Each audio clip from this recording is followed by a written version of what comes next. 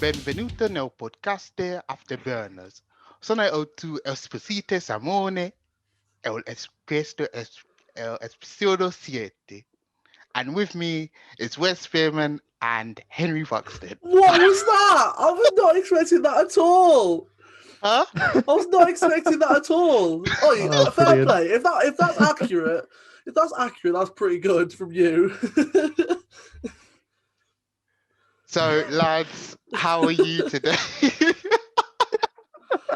I don't know what I feel after that. Yeah, I know. Quite an intro. Oh, that was brilliant. I like that. No, I'm doing all right. How are you? Yeah, I'm good. I'm all right. Wes, how are you today?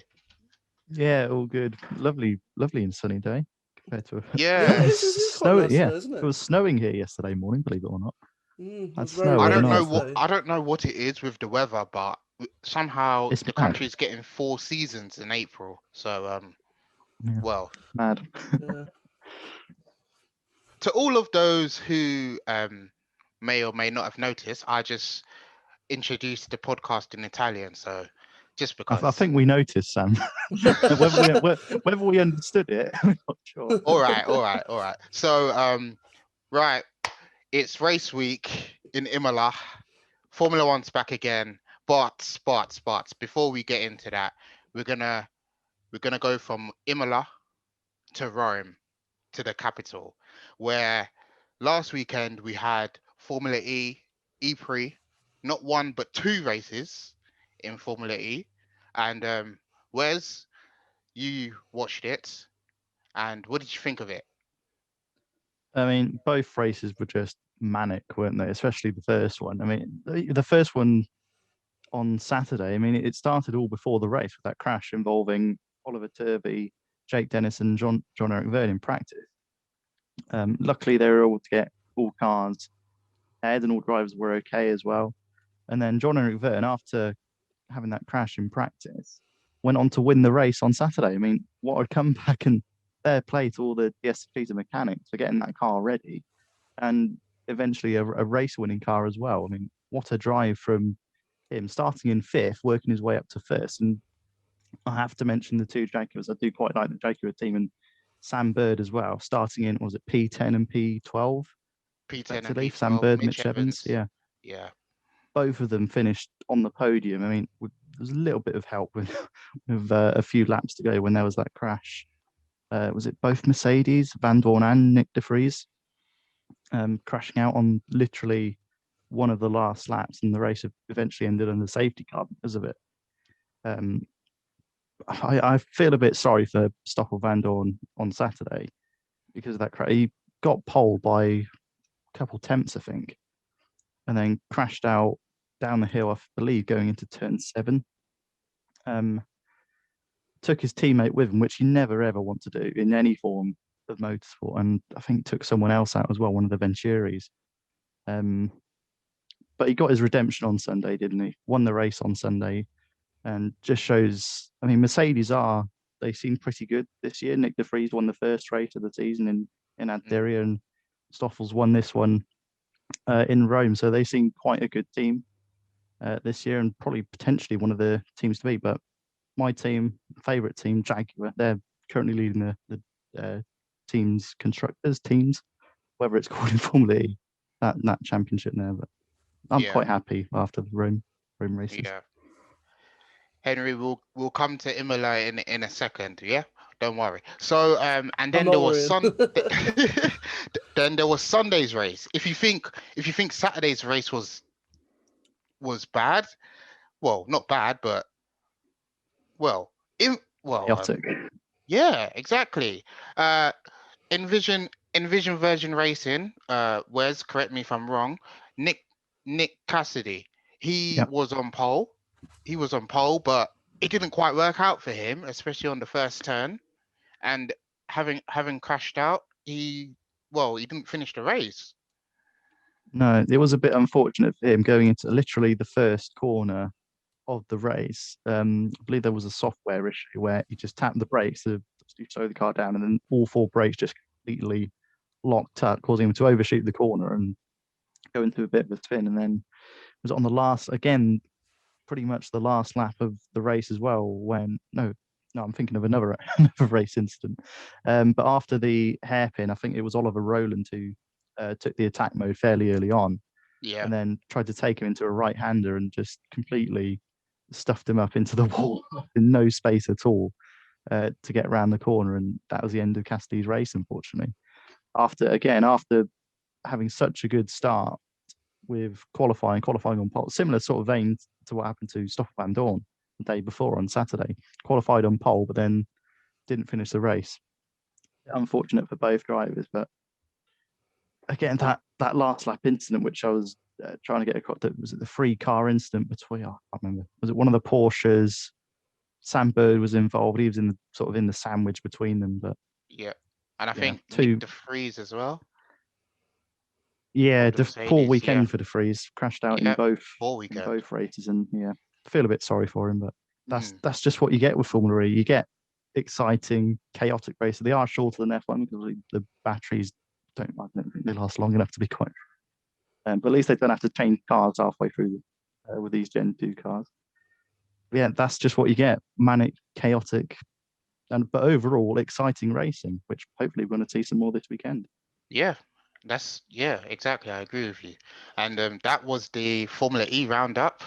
And just to also mention one more thing, Nico de Grassi of BMW, he had quite a good race, didn't he? But he couldn't turn that into a win. Yeah, unfortunately, I didn't pay much attention to Grassi, unfortunately.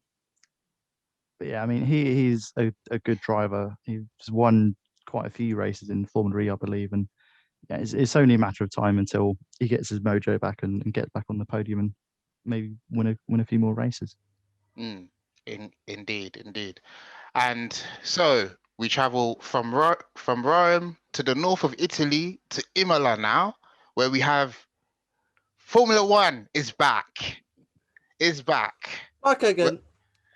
Back again. Yeah. So this weekend, after 2 weeks of no Formula One, is back in Italy, in Imola. Now, before we start, just on a sad note, that everyone, the whole country, will know that the Duke of Edinburgh, His Royal Highness Prince Philip, passed away on last Friday, at the age of 99. Very sad for the country, especially for the royal family, the Queen. 77 years he spent alongside the Queen. Good service. I don't want to spend too long on it, but it's something that it must be mentioned. And he'll be missed. Huge loss. Yeah, just to put the sum up on that, yeah, it is very sad, and also linking it to F1. I think the practice session's been brought forward an hour. Yes. This week as well. So yeah, just bring that sort of like issue back to F1, and yeah, it's been.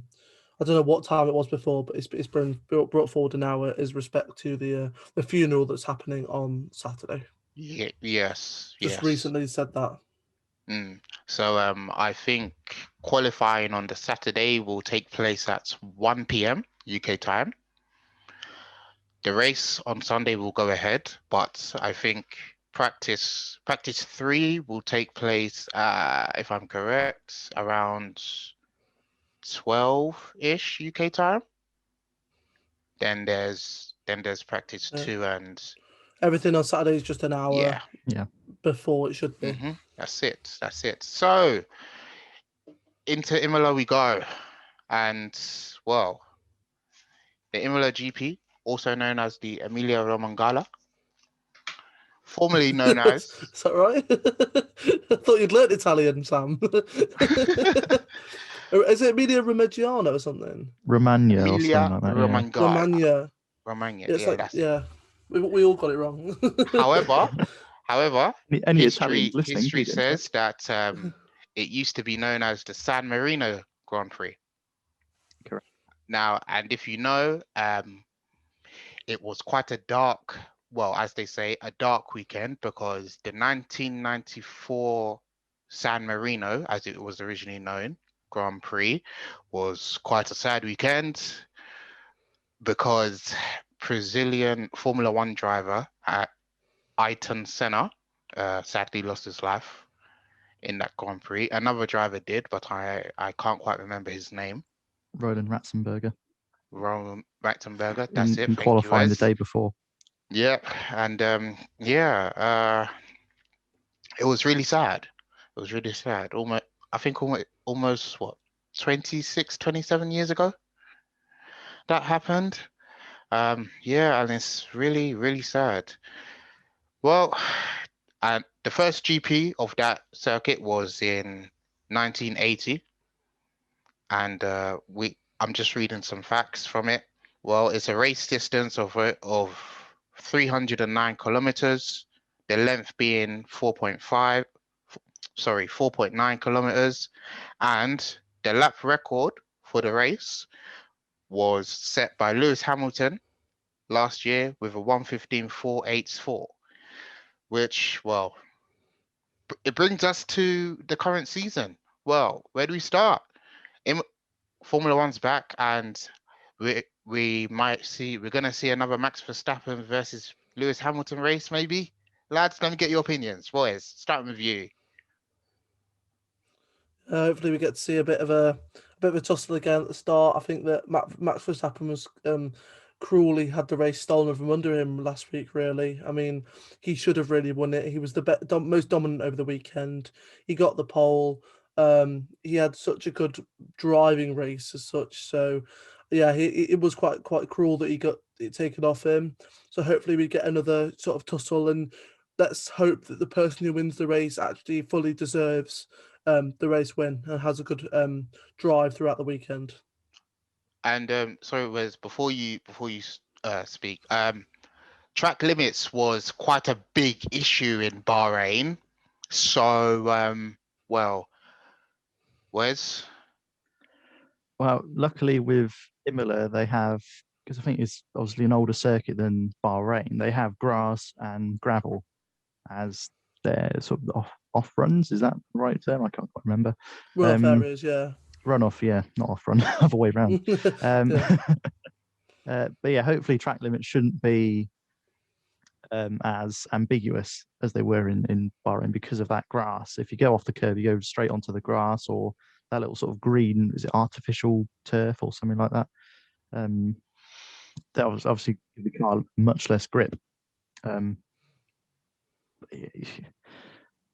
I just want to see competitive racing this weekend, and if that means drivers pushing track limits, I mean, everyone will push track limits. They always do, no matter what track they're on, unless it's like a street track. You can't extend track limits there.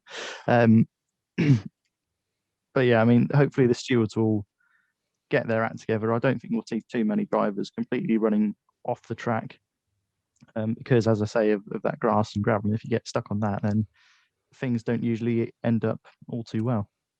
Yeah, because of the backlash of last week as well, the fans will be scrutinising, and the FIA will be completely on it because of the fans, and also the teams of like the Red Bull team and things like that will be fully on it. Like they see Hamilton or Bottas or anyone for that matter go outside of track limits unnecessarily, they will be cracking down on it and they'll point it out. So I think it's going to be a massive talking point for this race and probably the rest of the season.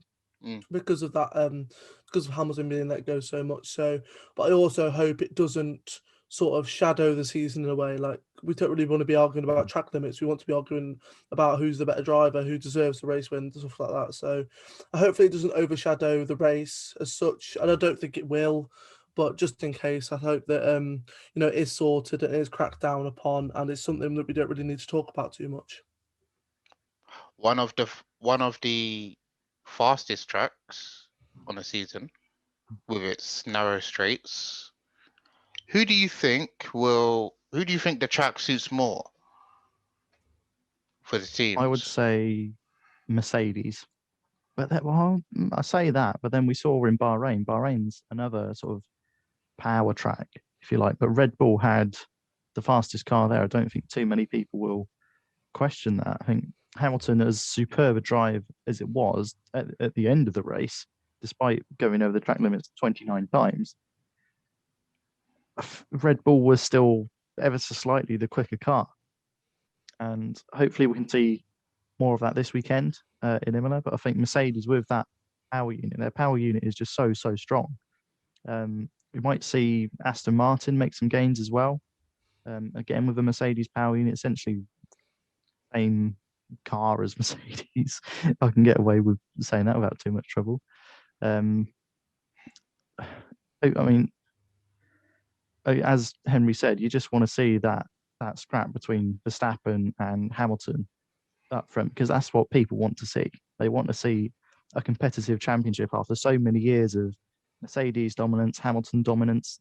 2016 Rosberg won it, but it's just been Mercedes, Hamilton, pretty much for the last 6-7 years, and people just want a change.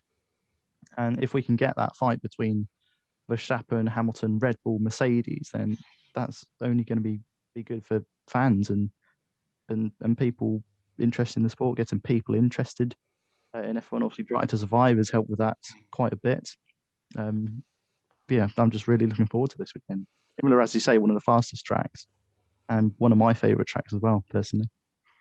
As much as we saw last week, we can't fully just sort of see that as defining the season, because obviously there was different look. It was like luck involved and different issues and things like that can pop up. I don't think we can just go, oh, Hamilton won the first race, he's going to win the entire season. You don't know, Verstappen could go on a 3-4 race win streak now, and he was unlucky to lose that. So I think it's promising from Red Bull last week, because obviously Perez came from last to finish, what was it, 5th or something? And Verstappen had a brilliant race, and obviously, Bottas and Hamilton are always up there, but it doesn't set up the entire season, so we can't judge it yet until we've had a good 4, 5, maybe even 6 races. We can't see the outlook of the season so far.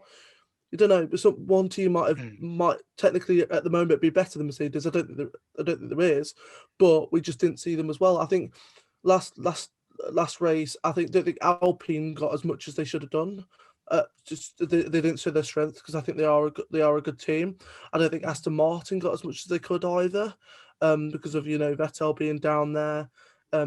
So I do think we will get a bit of a more of a mixed thing this race, as providing that there's not a lot of issues.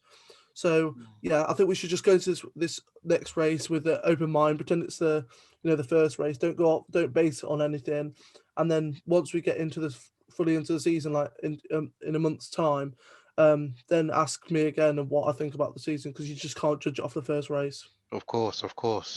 Which brings me to my weekly predictions, and this week is round 2 of race week. I stated my predictions on Twitter. Sadly, nobody saw it. Sigh. Anyway, for my predictions, who's going to be on pole? I said Max Verstappen of Red Bull. I think, given what happened in Bahrain, but I'm not going to base it on that. Well, yes, he did breeze through practice and qualifying in Bahrain, but sadly not winning the race. But I think if he can get his car there on the run, on the track, with practice as well, I think he can be consistent as well, and be on pole for Imola.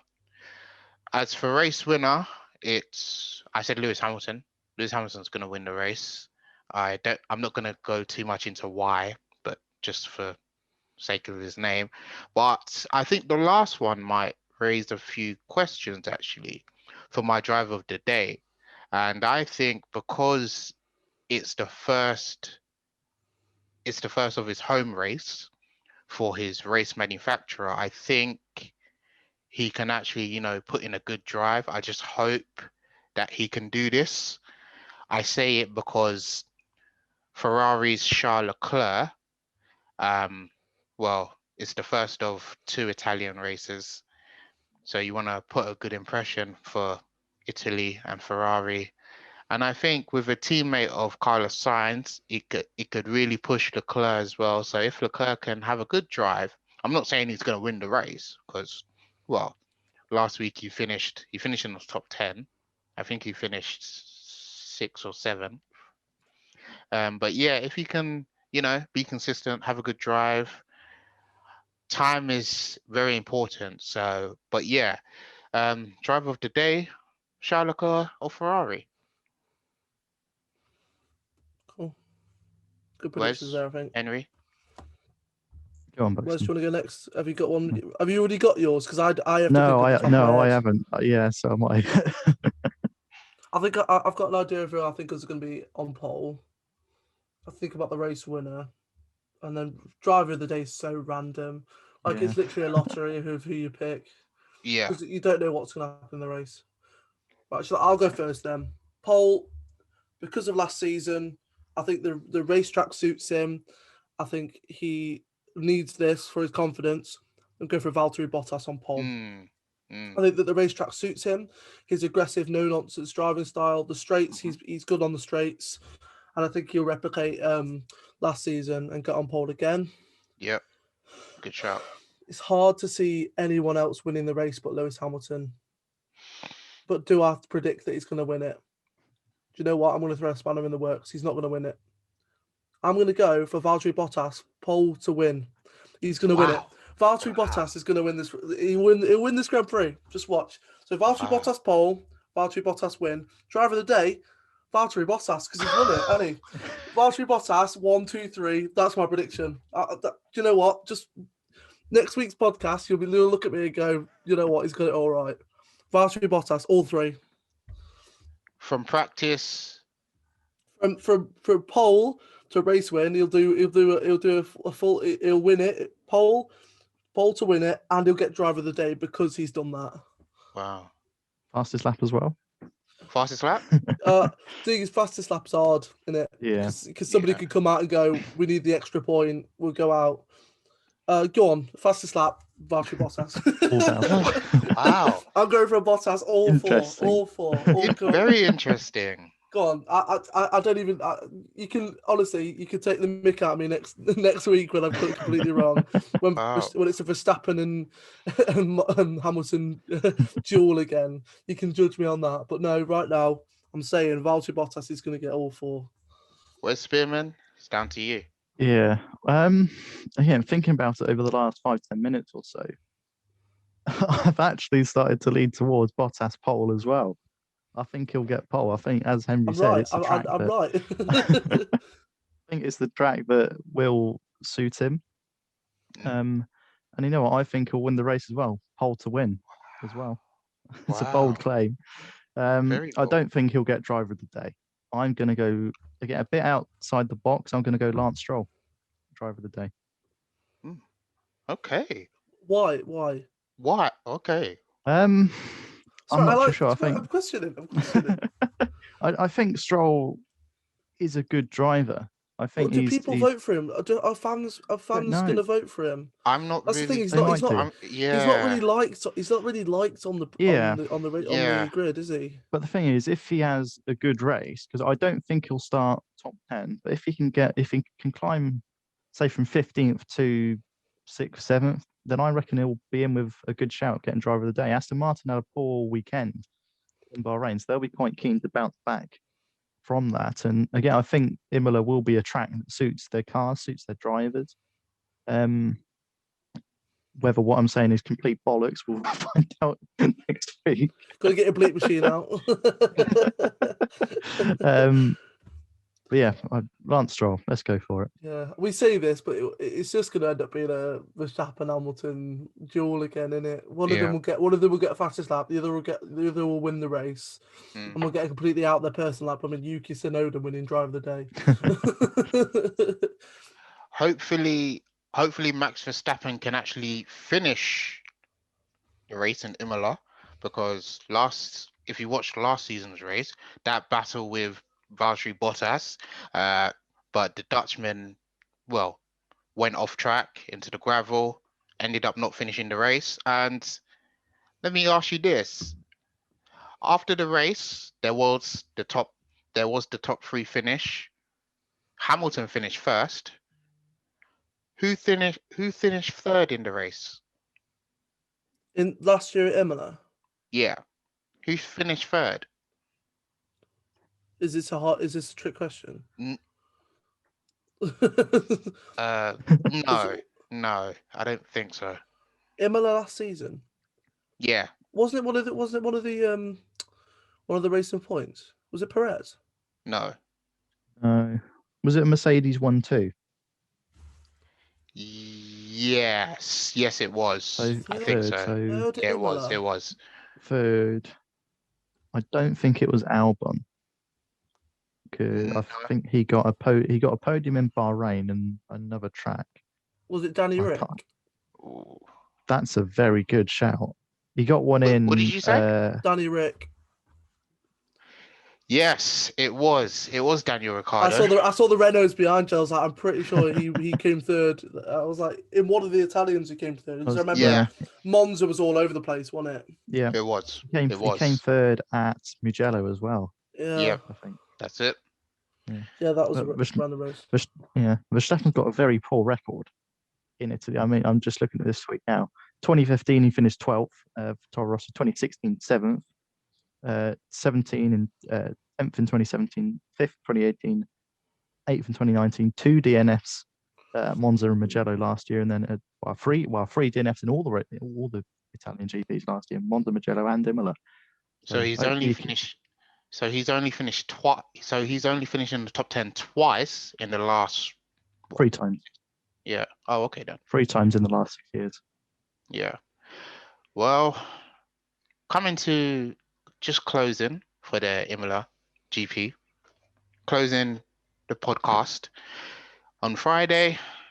It's the start of the Imola Grand Prix with rescheduled times due to the funeral of Duke of Edinburgh, but that shouldn't discourage the enjoyment that we are gonna see when the Grand Prix kicks off on Sunday.